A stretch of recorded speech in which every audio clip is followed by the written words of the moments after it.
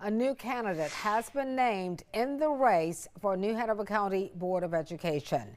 Margie Gerwitzman will take the place of former candidate Rick Sutherland on the ballot. Sutherland won in the primaries, but he dropped out after it became known he lived with a registered sex offender. WECT's Ariana Bertolotti sat in on the committee meeting tonight. Ariana, tonight's decision came down to one vote. Yeah, that's right, Fran. Margie Gerwitzman tells me she is humbled by the decision and is ready to take action. It's been a busy month for Democratic leaders. Just last month, a candidate heading to the primaries for the New Hanover County School Board dropped out. This decision after news that Rick Sutherland lived with a registered sex offender became public. That's when party leaders and elected officials called on him to back out.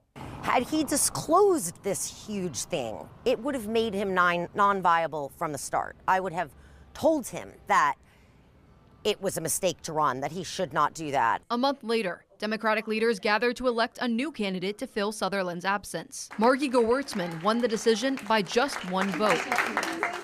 It is overwhelming, and again, Jill Hopman said it best. There were no bad choices. Following the incident with Sutherland, there's now a new, more extensive vetting process. That includes a lengthy background check, a deep dive into their online history, and a search of the registered sex offenders list. A process Hopman says Gerwitzman passed with flying colors. Gerwitzman says she leans on 2 decades of experience and advocacy navigating public education for her children. Gerwitzman also credits her experience raising special needs children as a different perspective for the school board. But ultimately, she says she's ready to move forward after being in limbo the month of March. The support and just dedication of the people around me through this process has been unparalleled. In a similar fashion, Hopman also hopes to move on from Sutherland's withdrawal following Monday's vote. And hopefully we can get back to just focusing on turning New Hanover County blue and winning elections.